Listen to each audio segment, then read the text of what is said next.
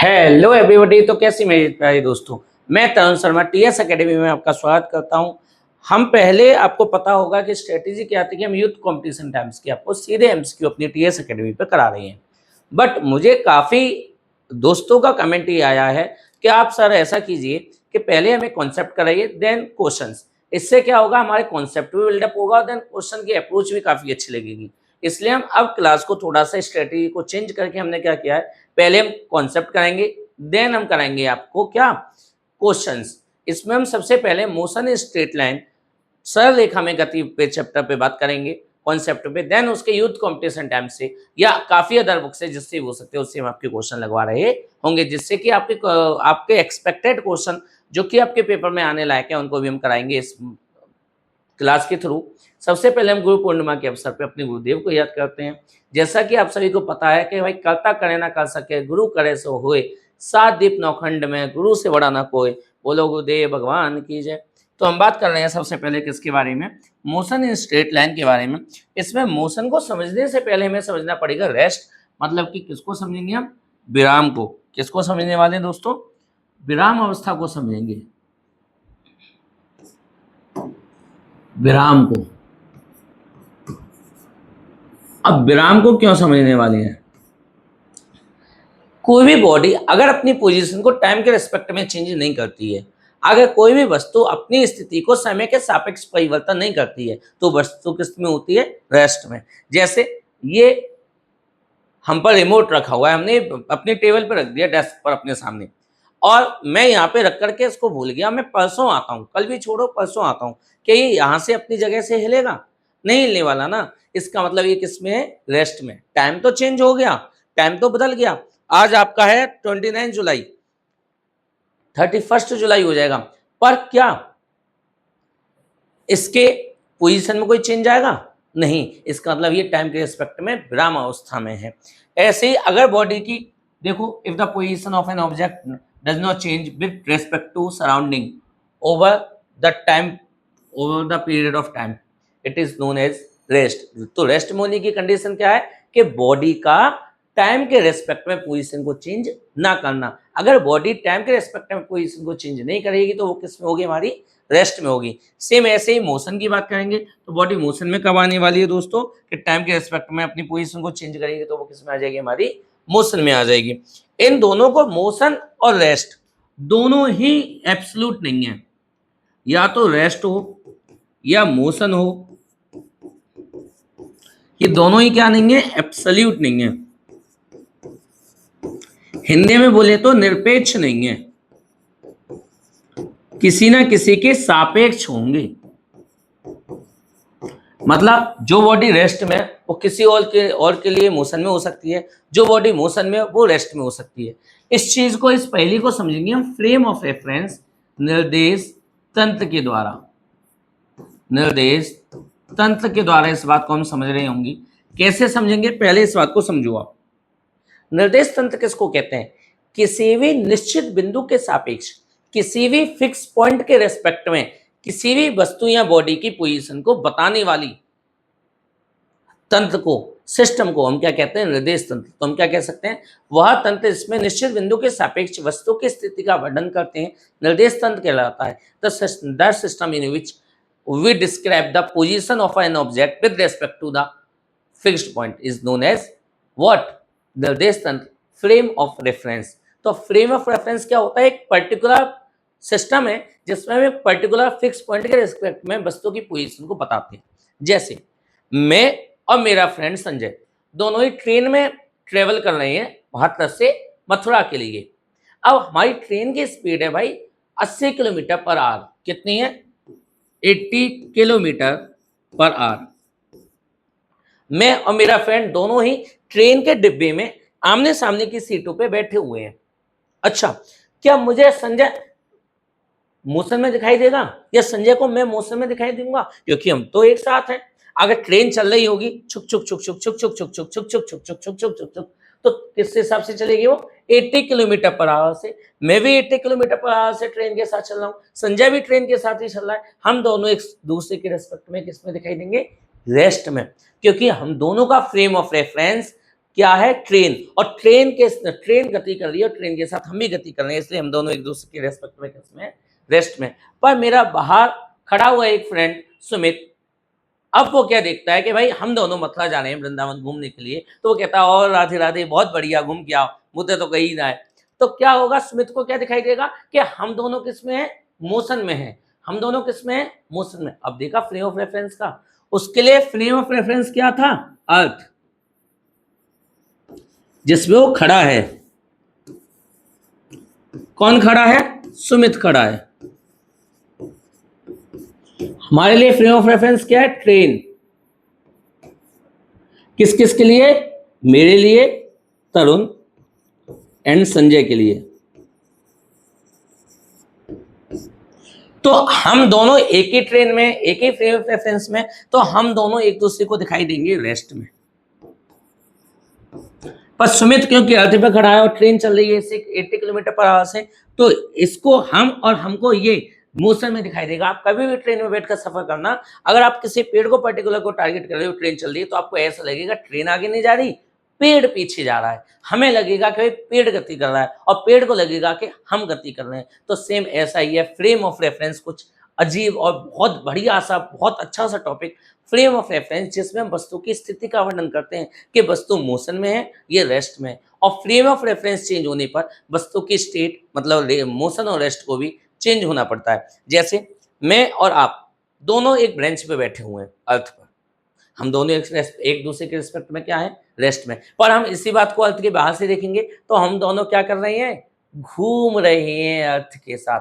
क्या कर रहे हैं, घूम रहे हैं अर्थ के साथ। जो आउटसाइडर होगा, जो हमें देख रहा होगा, उसको क्या दिखाई देगा, हम घूम रहे हैं अर्थ के साथ। तो इसी को हम क्या कहते हैं, फ्रेम ऑफ रेफरेंस का जादू, जिसके रेस्पेक्ट में पता चलता है कि बॉडी रेस्ट में है या फिर मोशन में है। तो नेक्स्ट टॉपिक पे बात करते हैं, फ्रेम। क्या हमें दोनों टॉपिक समझ में आई? रेस्ट क्या है, कोई एब्सोल्यूट कभी भी रेस्ट में नहीं है। मोशन क्या है, कोई वस्तु हमेशा मोशन में नहीं है, एक दूसरे के रिलेटिव में होते हैं कि बॉडी रेस्ट में होगी, पोजीशन चेंज होगी तो रेस्ट में, सॉरी मोशन में, जब पोजीशन चेंज नहीं होगी तो हमारी रेस्ट में होगी। और इन सब चीजों को हम काउंट कहां से कर रहे होंगे, फ्रेम ऑफ रेफरेंस निर्देश तंत्र से काउंट कर रहे होंगे, गिन रहे होंगे। उसके बाद कर रहे हैं हम टाइप्स ऑफ मोशन के बारे में। टाइप्स ऑफ मोशन अगर हम बात करें केवल पाथ के अकॉर्डिंग, तो रेक्टिलिनियर मोशन, एक स्ट्रेट लाइन में होने वाली मोशन, जैसे ट्रेन का, रेलगाड़ी की गति, motion of train is a rectilinear motion, एक स्ट्रेट लाइन में चलने वाला। आम मनुष्यों की गति एक स्ट्रेट लाइन में होती है। और सर्कुलर मोशन, जो मौत का कुआं होता है उसमें जो बाइक चलती है, आसमानी जो झूला होता है उसमें जो झूले लगते हैं, या हम एक पत्थर को एक ढांगे में बांध कर जो घुमाएंगे तो भी क्या होगी, एक सर्कुलर मोशन होगी। ऑसिलेटरी मोशन, पेंडुलम वाली मोशन को ऑसिलेटरी मोशन कहते हैं। एक पर्टिकुलर फिक्स पॉइंट के इधर उधर अगर गति हो रही है तो उसको हम क्या कहते हैं, ऑसिलेटरी मोशन कहते हैं।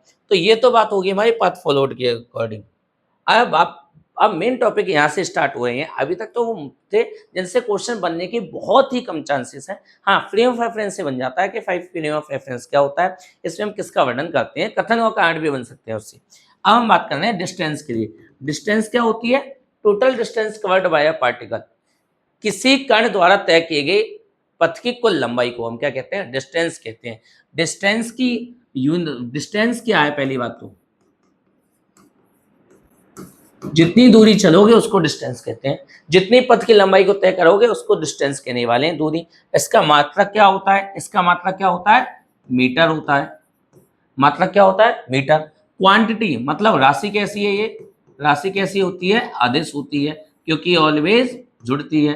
राशि कैसी है, स्केलर है, कोई दिक्कत है। और ये ऑलवेज कैसी होती है, पॉजिटिव होती है। क्या हमें चारों पांचों पॉइंट समझ में आए? क्या क्या समझ में आए डिस्टेंस के बारे में, कि भाई डिस्टेंस है टोटल पाथ लेंथ,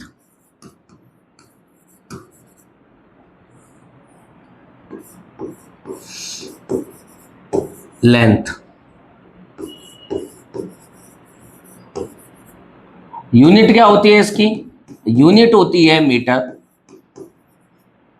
डायमेंशन क्या है इसकी, डायमेंशन है एल। ऑलवेज कैसी रहती है, पॉजिटिव, कोई दिक्कत है। और क्वांटिटी कैसी हमारी, एक स्केलर क्वांटिटी है। क्लियर, इज इट क्लियर और नॉट? कैसी क्वांटिटी हमारी, स्केलर क्वांटिटी है। अगर हम बात करेंगे किसके बारे में, डिस्प्लेसमेंट के बारे में, तो डिस्प्लेसमेंट क्या होता है, the minimum distance between two points, दो पॉइंट के बीच की न्यूनतम दूरी, सबसे छोटी दूरी, सबसे चुन्नी मुन्नी सी दूरी को हम क्या कहने वाले हैं, डिस्प्लेसमेंट मतलब कि विस्थापन कहने वाले हैं। तो विस्थापन क्या होता है, अंतिम बिंदु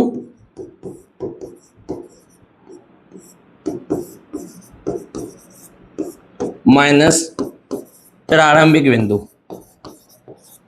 तो अंतिम और प्रारंभिक बिंदुओं के बीच की न्यूनतम दूरी को हम क्या कहते हैं, विस्थापन कहते हैं। विस्थापन निकालने का सबसे अच्छा तरीका है। अच्छा, इसका मात्रक क्या होता है, इसका ये यूनिट होती है हमारी मीटर, और क्वांटिटी कैसी है, क्वांटिटी होती है हमारी स्केलर वो सॉरी वेक्टर, और ये कैसा हो सकता है, पॉजिटिव भी हो सकता है, नेगेटिव भी हो सकता है और जीरो भी हो सकता है। तो हमें दोनों के बारे में पता चला, डिस्टेंस और डिस्प्लेसमेंट के बारे में। तो डिस्टेंस स्केलर है, डिस्प्लेसमेंट वेक्टर है। डिस्टेंस डिस्प्लेसमेंट दोनों में डिफरेंस क्या है, सबसे बड़ा वो पॉजिटिव होती है, ऑलवेज ऐड होती है, पॉजिटिव भी हो सकती है, नेगेटिव भी हो सकती है और जीरो भी हो सकती है, हो सकता है। आगे बात कर रहे हैं हम मेन टॉपिक के बारे में, स्पीड। यहीं से हमारी बात समझ में आएंगी। स्पीड आपने बचपन से ही पढ़ते हुए आ रहे हो, स्पीड के बारे में मतलब कि चाल के बारे में। चाल बराबर होता क्या है, दूरी बटे समय होता है। चाल बराबर क्या होता है दोस्तों, दूरी बटे समय होता है। दूरी का मात्रक क्या होता है, मीटर, और समय का क्या होता है, सेकंड। तो चाल का मात्रक क्या आ जाएगा, मीटर पर सेकंड आ जाएगा। और ये कैसी क्वांटिटी है, ये भी एक स्केलर क्वांटिटी है, मतलब अदिश, ये ऑलवेज ऐड होती है। और इसकी बिमा अगर हम निकालना चाहेंगे तो मीटर की होती है एल और सेकंड की होती है टी, तो हो जाएगी एल टी माइनस वन। क्या हमारी बात ये क्लियर है, अच्छी तरीके से समझ में आ रही है। अब हम बात करें स्पीड के टाइप्स के बारे में। कहाँ गया भाई, हाँ यहाँ से। स्पीड के टाइप्स के बारे में बात करें, स्पीड मतलब चाल, स्पीड के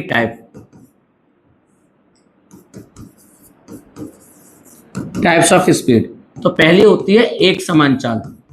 कौन सी, एक समान चाल, मतलब यूनिफॉर्म स्पीड। हम बात करेंगे दूसरी, असमान चाल, मतलब नॉन यूनिफॉर्म स्पीड। हम थर्ड बात करेंगे औसत चाल,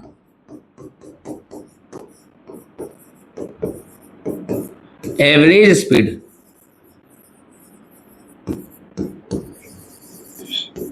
और लास्ट होती है हमारी तात्क्षणिक चाल।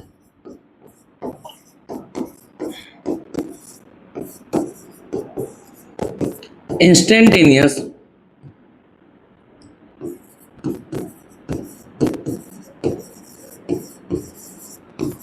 स्पीड। तो इस तरीके से हमारी कितनी चालें होती हैं, चार चालें होती हैं, एक समान चाल, असमान चाल, औसत चाल और तात्क्षणिक चाल। इसमें सबसे पहले हम बात कर रहे हैं एक समान चाल की। अगर समान दूरी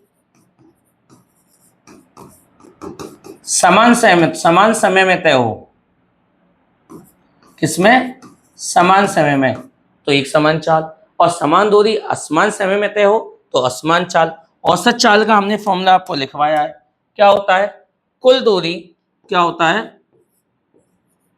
कुल दूरी और कुल समय। कुल दूरी और कुल समय के अनुपात को हम क्या कहते हैं, औसत चाल कहते हैं। क्या कहा मैंने भाई, कुल दूरी और कुल समय के अनुपात को हम क्या कहते हैं दोस्तों, औसत चाल कहते हैं। उसके बाद अच्छा, औसत चाल के काफी केसेस आते हैं। केसेस किस तरीके के आते हैं आप थोड़ा सा समझो यहाँ पे। औसत चाल के लिए काफी बातें हैं। औसत चाल, इसमें मैं आपको क्वेश्चन भी कराऊंगा काफी, जितने हो सकते हैं मुझ पर। औसत चाल के लिए देखो सुनो, पहले तो फॉर्मूला क्या होता है, कुल दूरी, मतलब जितनी दूरी चली है S1 S2 dot dot dot, और कुल समय T1 T2 and dot dot dot. अच्छा, इसमें केस समझो आप, केस फर्स्ट। अगर हमें v व t दिया हो, मतलब s ना दे करके v और t दिया हो तो हम s v बराबर हम पढ़ के आए ना भी speed equal to distance upon time, मतलब कि s इक्वल टू कितना हो जाएगा v इंटू टी। तो हम अब एवरेज वेलोसिटी का एवरेज स्पीड का फॉर्मूला क्या लगा सकते हैं, s1 की जगह v1 t1 v2 t2 and dot dot dot, ऐसी टाइम की जगह t1 t2 t3 लगेगा। ये बात समझ में आ रही है हमें अच्छी तरीके से? कहाँ गया भाई? और नहीं, ये वाला लग सकता है हमारा। ओके, के सेकंड क्या है, क्या हो जाता है भाई इसको,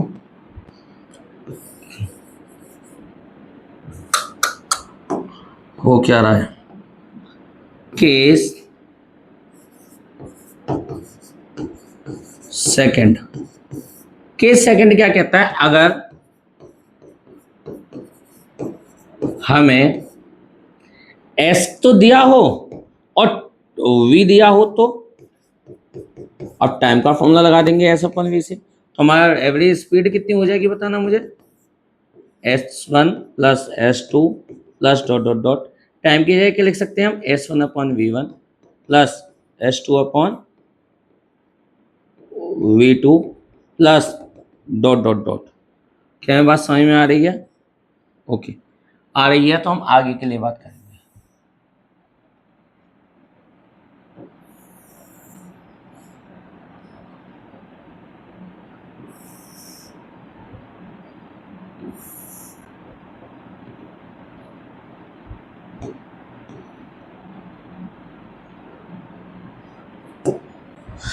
हाँ भाई, अब आगे हम केस थर्ड के लिए बात कर रहे हैं। केस थर्ड,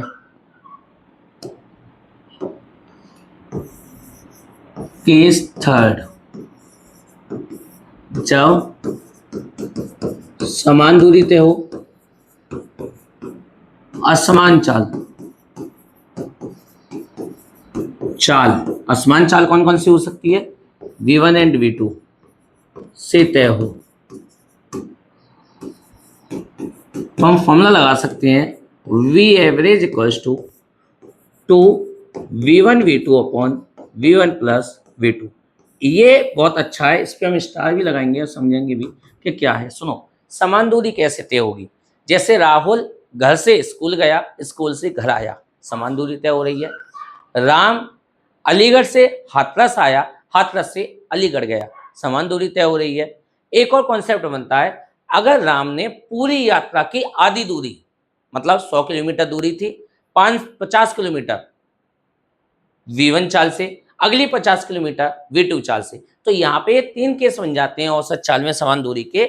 एक तो स्कूल से घर, घर से स्कूल, घर से ऑफिस, ऑफिस से घर, हाथरस से अलीगढ़, अलीगढ़ से हाथरस, मतलब कि एक शहर ए से शहर बी, शहर बी से शहर ए।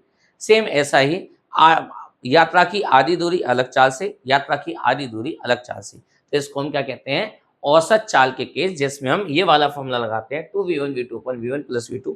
इसके रिगार्डिंग काफी क्वेश्चन आएंगे, एक क्वेश्चन मैं आपको करा भी दे रहा हूँ राम के बारे में। वही राम हाथरस से अलीगढ़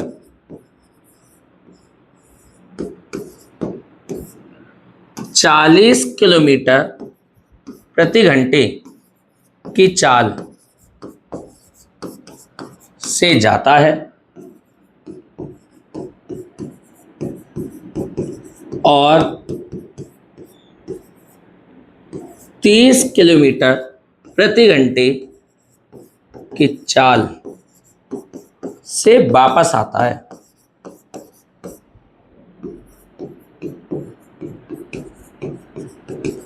राम की औसत चाल ज्ञात करो। तो राम की औसत चाल क्या होगी, आप पहले तो आपको पता ही चल गया औसत चाल का। देखो भाई, समान दूरी तय हुई है, हाथरस से अलीगढ़, अलीगढ़ से हाथरस, तो 2v1 कितना है 40, v2 कितना है 30 अपॉन 40 प्लस के 30, कितना हो गया ये बताना मुझे, 4 या 12 2 24 अपॉन 70। तो इसकी चाल हो गई v एवरेज इक्वल्स टू कितनी 240/7 किलोमीटर प्रति घंटा। क्या मैं बात क्लियरली समझ में आ रही है अच्छी तरीके से? तो ऐसे हम क्या कर सकते हैं, निकाल सकते हैं किस चीज को, औसत चाल को। नेक्स्ट, ओके, मुझे एक स्लाइड और लेनी पड़ेगी यहाँ पे क्योंकि ये समझानी है मुझे चीज़ों को आपको सही तरीके से। येलो वाला ले लेते हैं। ओके, अब केस 4 क्या आता है?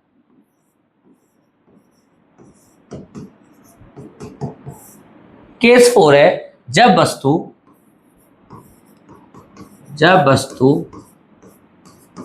असमान समय में गलत हो गया, जब वस्तु असमान चाल से समान समय में यात्रा पूर्ण करे तो औसत चाल का फॉर्मूला क्या हो जाएगा? औसत चाल, औसत वेग दोनों के फॉर्मूले एक ही हैं, v1 + v2 and so on, t1 + t2, sorry गलत हो गया, v1 + v2 अपॉन n। मतलब अगर 2 चाल आएंगी तो n की वैल्यू 2, 3 चाल आएंगी तो n की वैल्यू 3, 4 चाल आएंगी तो n की वैल्यू 4। जैसे एक क्वेश्चन देखो, धर्मवीर, कौन? धर्मवीर एक यात्रा के दौरान प्रथम 1/3 समय 20 मीटर पर सेकंड से, दूसरे 1/3 समय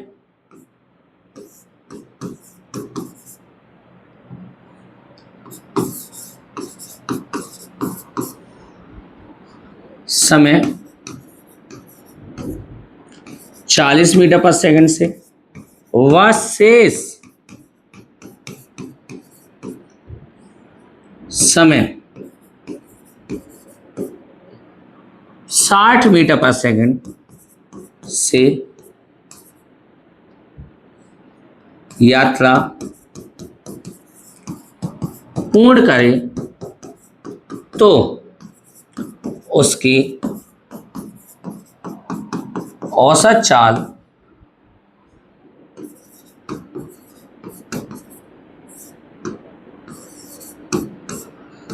क्या होगी?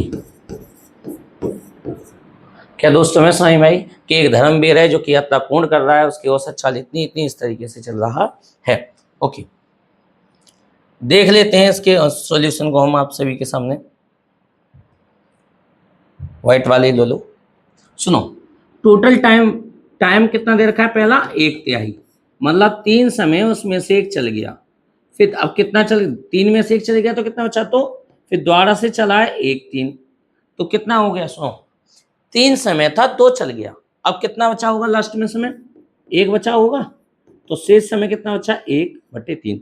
नीचे वाला टोटल होता है, टोटल में से पहले 1 चला, फिर दोबारा 1 चला, अब कितना बचा? 1, तो वो भी चल दिया है। क्या तीनों में मेरा समय समान है? समय समान है तो औसत चाल का फॉर्मूला कितना हो जाएगा हमारा? v1 v2 v3 upon 3। v1 कितना है हम पे? 40, सॉरी 20, फिर 40 और फिर आ गया हम पे 60/3।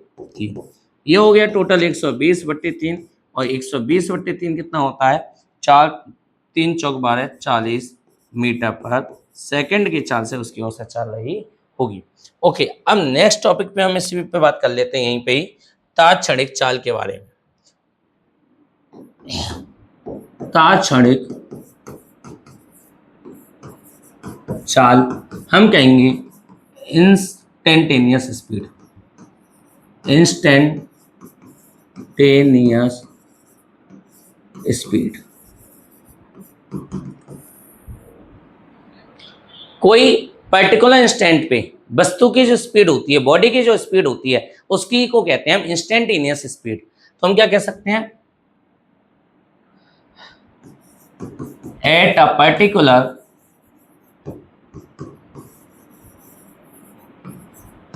instant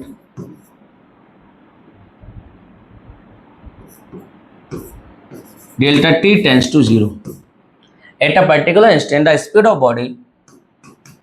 the speed of body is called instantaneous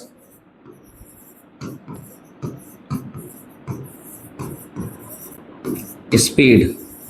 it means किसी पर्टिकुलर इंस्टेंट पे बॉडी की जो स्पीड होती है उसकी को हम क्या कहते हैं, इंस्टेंटेनियस स्पीड कहते हैं। फॉर्मूला हमारा सिंपल है इसका, v इक्वल टू होता है limit delta T tends to 0 del V upon del T का हो। आप टीचर्स हो इतना तो अच्छी तरीके से पता होगा कि इसी को हम लिख सकते हैं कितना, सॉरी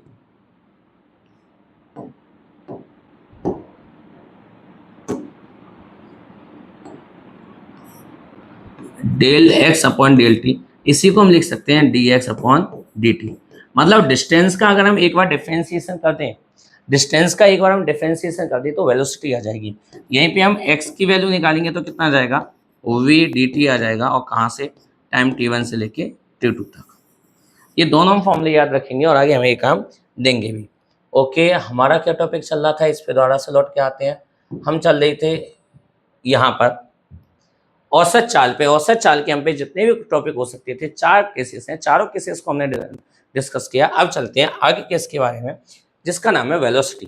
जैसे अभी हम स्पीड पढ़ के आए हैं, जैसे हम अभी स्पीड पढ़ के आए हैं, सेम ऐसे ही हमारा है वेलोसिटी।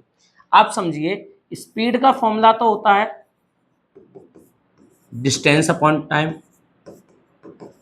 मतलब चाल का तो फॉर्मूला होता है दूरी बट्टी समय, और वेग मतलब वेलोसिटी, वेलोसिटी का फॉर्मूला होता है डिस्प्लेसमेंट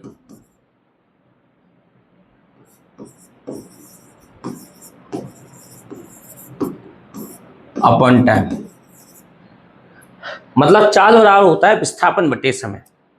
अब विस्थापन कैसी राशि है, सदिश, तो चाल भी कैसी राशि होने वाली है, सदिश। अच्छा, विस्थापन क्या है, 0 पॉजिटिव नेगेटिव हो सकता है, तो चाल भी 0 पॉजिटिव नेगेटिव हो सकती है। सारी चीजें जो स्पीड में होती है वो हमारी किसमें होती है, चाल में। आगे हमारा इंस्टेंटेनियस स्पीड एंड वेलोसिटी दोनों ही क्या होते हैं, अभी जैसे हम पढ़ के आए हैं, हम लिख सकते हैं इसको D X upon D T, दोनों ही। अच्छा, एक नोट यहाँ पे लिखने लायक है। नोट क्या लिखने लायक है, नोट ये लिखने लायक है, इंस्टेंटेनियस स्पीड को मेजर करता है स्पीडोमीटर।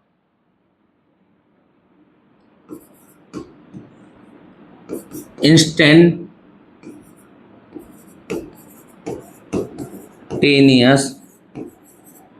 स्पीड measured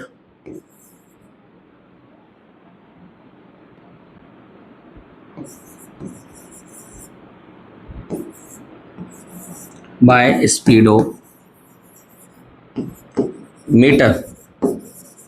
तो किससे मेजर होती है, स्पीडोमीटर से मेजर होती है। यहाँ पे एक टॉपिक क्लियरली हमें समझ में आना चाहिए, अगर हमें वेलोसिटी निकालनी है तो डिस्टेंस का डिफरेंशिएशन करेंगे। अगर हमें यहाँ से डिस्टेंस निकालनी हो, आप ये बताइए डी एक्स इक्वल टू कितना हो जाएगा, वी डी टी। डिफरेंशिएशन को हटाने के लिए दोनों साइड में क्या लगा लूंगा, इंटीग्रेशन, तो कितना हो जाएगा वी डी टी इंटीग्रेशन। मुझे चाहिए एक्स, तो एक्स इक्वल टू हो जाएगा वी डी टी। क्या क्लियरली बात समझ में आ रही है? इस पर टीचर्स क्वेश्चन आ सकते हैं, आप फ्यूचर टीचर्स हो तो आप इस बात को समझ लीजिए। ओके, आगे स्पीड के बारे में, औसत चाल, मतलब ये जो हमने हिंदी में लिख लिया है, इंग्लिश में आप कन्वर्ट कर सकते हो, छोटी मोटी जगह हो गई हैं, आगे से हम ध्यान रखेंगे। अब देखो एक क्वेश्चन भी है, the distance of a moving particle along X axis is Y, X equals to 18t plus के 15t square, find the instantaneous velocity at t equals to 0 and t equals to 2। Instantaneous velocity बतानी है। X हमें दे रखा है दोस्तों, क्या दे रखा है, x दे रखा है, तो x इक्वल्स टू क्या दे रखा है हमें, 8t प्लस के 15t स्क्वायर। हम वेलोसिटी निकालेंगे तो कितना आ जाएगा, डिफरेंशिएशन करना पड़ेगा, 18 t का कितना हो जाएगा 1, 15 दूनी कितने होते हैं 30 इंटू टी, तो वेलोसिटी होगी कितनी 18 प्लस के 30 T at T equals to 0। T equals to 0 लगाएंगे तो ये 0 तो कितना आ जाएगा 18 मीटर पर सेकेंड। क्लियर है ये बात।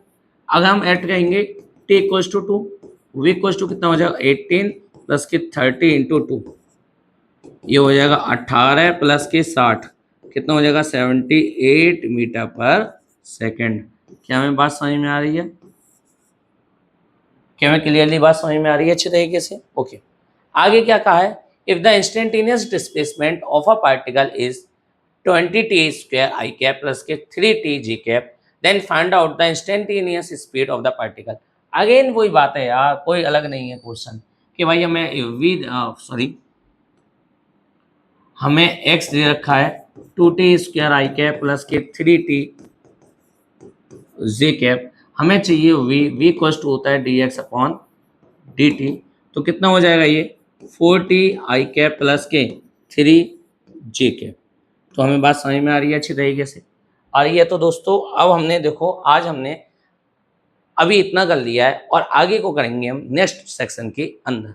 जय हिंद जय भारत। इससे ज़्यादा नहीं करूँगा, मुझे वहाँ भी जाना है यार, उसकी तो चिंता लगी रही है मुझे। इस तक स्लाइड है, अभी नहीं पढ़ाना बिल्कुल भी ना।